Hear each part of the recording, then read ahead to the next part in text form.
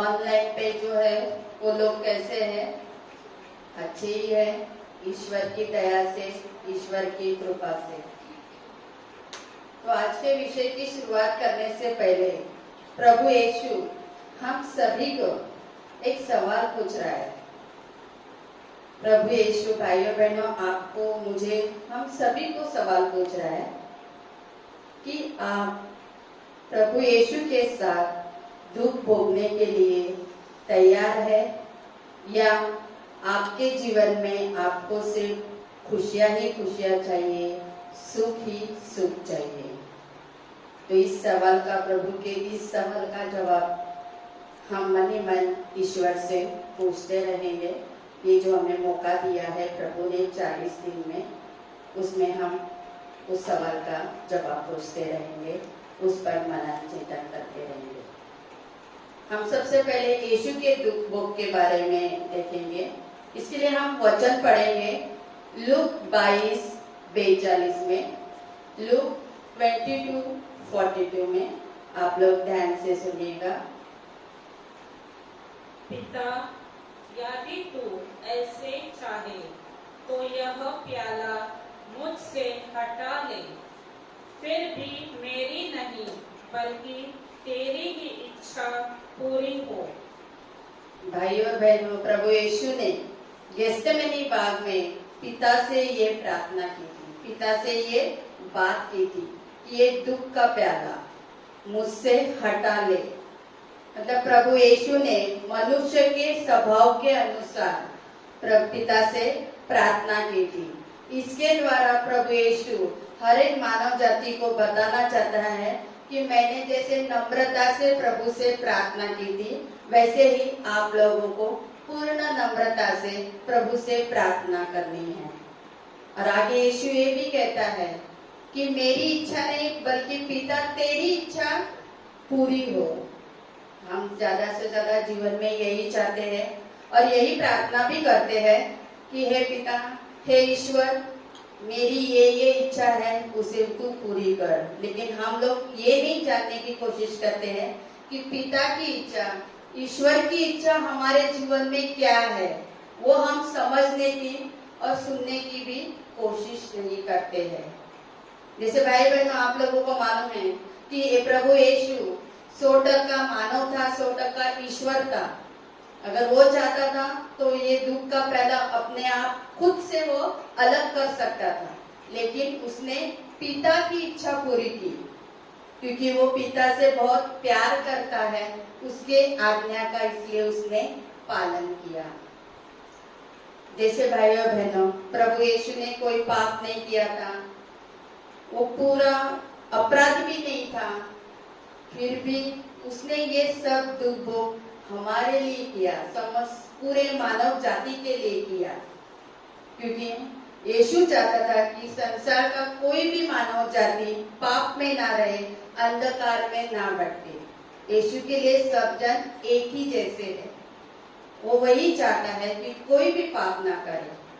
देखो पिता के पुत्र का प्रेम, वो चाहता है कि कोई भी पाप ना करे, और पिता का प्यार उससे भी सबसे महान है।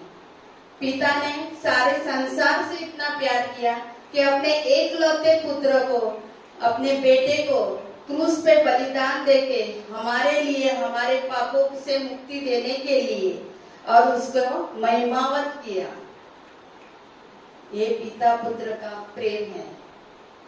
यीशु ने दुख भोगा पिता की इच्छा पूरी करने के लिए, तो हम भी ईश्वर की इच्छा पूरी करने के लिए, हमारे जीवन में जो दुख आया है उसको भोगने के लिए तैयार है। ये 40 दिन में वही हमें सवाल का जवाब अपने पिता परमेश्वर से पूछना है, बातें करना है। भाइयों बहनों, दुख भोग के 2 प्रकार होते हैं। एक है मानवीय दुख भोग और दूसरा है आध्यात्मिक दुख भोग। पहले हम मानवीय दुख भोग के बारे में देखते हैं। मानवीय दुख भोग हमारे पापों के कारण आता है। जब हम पाप करते हैं तो हमें पापों का दंड मिलता है। अभी ये पाप के भी 2 प्रकार है, एक शारीरिक पाप, दूसरा है मानसिक पाप। जैसे कि हम दूसरों के प्रति नफरत करते हैं, गुस्सा करते हैं, भला बुरा कहते हैं, तो वो होता है शारीरिक पाप, और सारे उसमें बहुत सारे शारीरिक पाप है।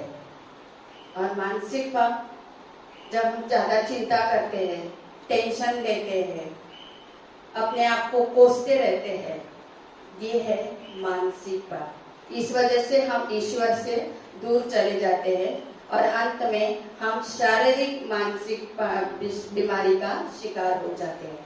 जैसे कि मेरे जीवन में जब दुख आया तो मैंने अपने आप को पाप में डाल दिया, ईश्वर की आज्ञा का भंग किया। यीशु ने दुख भोग के पिता का नाम सारे संसार में ऊंचा किया और मैंने दुख में यीशु का नाम बदनाम किया और अंत में मैं भी शारीरिक बीमारी का शिकार बन गई। जैसे मैंने पाप किया तो मुझे हाई डायबिटीज हो गया। बाद में पश्चाताप करने के बाद, प्रार्थना करने के बाद मेरा डायबिटीज तो नॉर्मल हुआ, लेकिन पूरी तरह से ये बीमारी गई नहीं है, क्योंकि मुझे ये हर बार याद दिलाने के लिए, मैं डिसिप्लिन में रहने के लिए, ये बीमारी मेरे अंत तक रहेगी। इसके द्वारा प्रभु यीशु मुझे सिखा रहा है कि कैसे डिसिप्लिन में रहना है, क्योंकि हम लोग प्रभु की बातें सुनते नहीं हैं और अंत में हमें इस बीमारी का शिकार होना पड़ता है। भाइयों बहनों, जैसे हम लोग को कैसे हमारे जीवन में सुख ही सुख चाहिए, लेकिन हम गुलाब के फूलों का उदाहरण सामने रख सकते हैं। जैसे गुलाब को फूल कैसा रहता है, उसके डाले पे छोटे छोटे कांटे रहते हैं। और दूसरा सबसे बड़ा उदाहरण है हमारा प्रभु यीशु, जो राजा है, फिर भी उसके सिर पे हीरो का मुकुट नहीं था, तो कौन सा मुकुट पहना गया? उसके सिर पे कांटों का मुकुट डाला गया। तो ये उदाहरण हमारे सामने, हमारे जीवन में हमें रखना है। हम भूल जाते हैं कि जब हम बीमार रहते हैं तब हम ज्यादा ईश्वर के करीब जाते हैं, क्योंकि हम लोग ज्यादा प्रार्थना करते हैं। बाकी के समय हमें समय नहीं मिलता है, लेकिन ये जब दुख भोग आता है तो हम ईश्वर के और भी करीब जाते हैं। दूसरा है आध्यात्मिक दुख भोग। इसके लिए हम जरा वचन पढ़ेंगे, रोमियो 8:17, रोम्स 8:17। यदि हम उसकी संतान है तो हम उसकी विरासत के भागी है। हम मसीहा के साथ ईश्वर के विरासत के भागी है।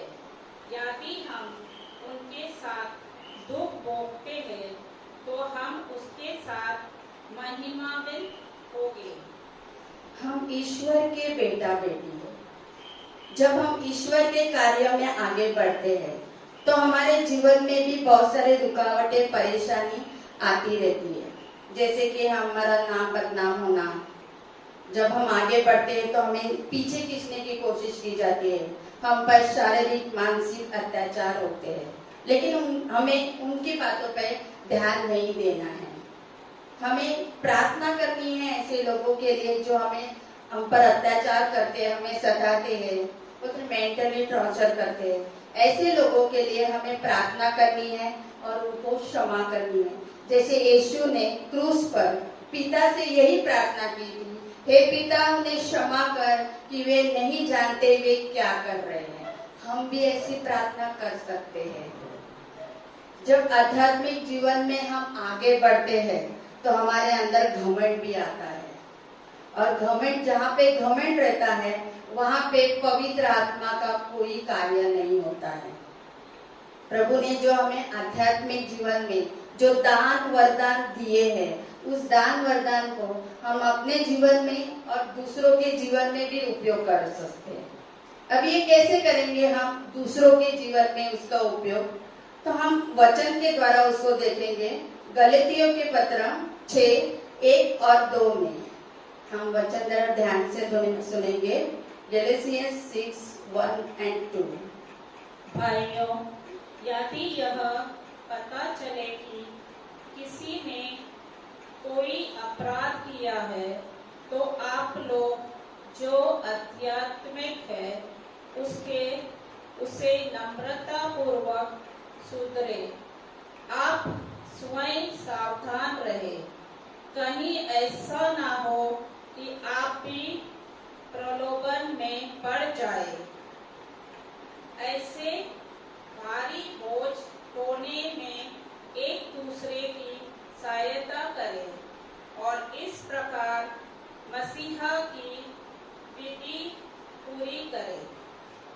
हम मसीहा का जो क्रूस है, यहाँ पे भी आप देख रहे हैं कैसा यीशु क्रूस पे है। यहाँ हम देखते हैं कि यीशु भारी क्रूस उठा रहे हैं, तो हमें भी अपने दुख का क्रूस उठाना है।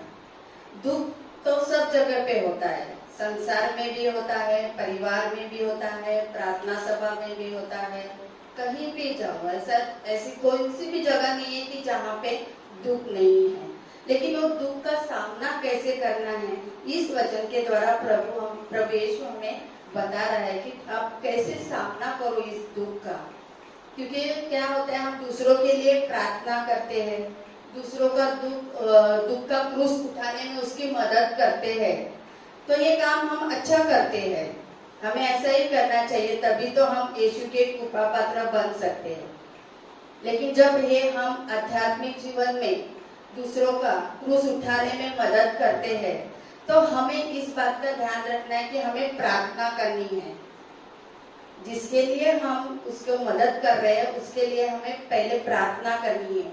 यीशु की वाणी हमें ध्यान से सुननी है। अपने मन और बुद्धि से हमें कुछ नहीं करना है, नहीं तो हम भी परीक्षा में पड़ सकते हैं। यही प्रभु यीशु हमें यहाँ पे सावधान कर रहा है। तो ये दुख भोग जो आध्यात्मिक दुख भोग जो है, उसमें प्रभु यीशु को हमें हमारे साथ में लेके चलना है। भाइयों बहनों, अभी आप लोग जानते हैं कि कोरोना की वजह से ये सारे संसार में जो लॉकडाउन हुआ था, उसका अभी भी असर कई लोगों के जीवन में है। तो उनके लिए हमें मदद करनी है, उनकी सहायता करनी है, उनके लिए प्रार्थना करनी है, उन्हें सत्वाना देना है। ये हम दूसरों के लिए काम कर सकते हैं। संत पौलुस इसके बारे में कहता है, जरा हम लास्ट वचन देखेंगे संत पौलुस का, फिलिपियंस नाम एक पत्र 1:29 में, फिलिपियंस 1:29 में, आप लोगों को न केवल मसीहा में विश्वास करना का, बल्कि उनके कारण दुख भोगने का भी वरदान मिला है। जैसे यीशु दुख की घड़ी में हमारे साथ में रहता है, हमें मानसिक शारीरिक चंगाई देता है, वैसे ही हम दूसरों के लिए भी प्रार्थना करके उनको बुद्ध सहायता मदद कर सकते हैं। जब हम दूसरों के लिए प्रार्थना करते हैं, तभी प्रभु यीशु सबसे पहले हमें देता है, तब हमारे दुखों के ऊपर हमारा ध्यान नहीं जाता है। लेकिन जब हम बोलते हैं ना, स्वार्थी भाव से करते हैं कि मैं और मेरा परिवार, बस इतना ही हम लोग सोचते हैं, तो हमारे जीवन में प्रभु का कोई भी कार्य नहीं होता है। फिर हम सोचते हैं कि अरे मेरे जीवन में ये क्यों नहीं हो रहा है, मैं इतना प्रार्थना करती हूँ, फिर भी मेरी परिस्थिति बदल नहीं रही है। तो प्रभु यीशु भाई और बहनों से वही कह रहा है कि इस दुख की घड़ी में, ये दुख भोग में, ये सफरिंग में हम प्रभु के साथ में रहे। जैसे प्रभु ने हम सभी का भारी क्रूस लिया है, जैसे सिमोन ने प्रभु का क्रूस उठाने में मदद की है, वैसे ही हम सिर्फ अपना ही क्रूस नहीं उठाना है, तो हमारे दूसरों का भी क्रूस उठाना है। जिनको जरूरतमंदों को हमें ये करना है। हमें आज ये निर्णय ही लेना है कि हम भी दूसरों का क्रूस उठाने में उनकी मदद करेंगे। भाई और बहनों, जब हमारे जीवन में दुख आता है, तो ऐसे न समझो कि वो हमारा जीवन में शाप आया है। ये हमारे जीवन को आगे बढ़ाने के लिए आया है। जो भी बीमारी आती है, तकलीफ आती है, या परिवार से कुछ होता है, या संसार से कुछ होता है, तो समझ लेने का कि प्रभु हमें पवित्रता में और आगे लेके जाना चाहता है। जैसे कि बोलते हैं तो ये जो बीमारी रहती है वो भी दो प्रकार की रहती है। एक जो होती है ईश्वर से जो आती है बीमारी, मतलब जैसे शारीरिक में, जैसे मैंने बोला डायबिटीज या हृदय की बीमारी या अन्य ऐसी बीमारी है, वो बीमारी से प्रभु का नाम ऊंचा उठा जाता है और हमारा विश्वास बढ़ता है। और दूसरा जो है बीमारी वो पाप की वजह से आता है, हमारे पाप की वजह से ही आता है। जैसे मैंने शुरू में कहा था कि प्रभु यीशु कह रहा है कि आप लोग मेरे साथ दुख भोगने के लिए तैयार हैं, तो इसका उत्तर यही है, जो प्रभु के साथ विजयी होना चाहता है वो प्रभु के दुख भोग का प्याला पीना ही है।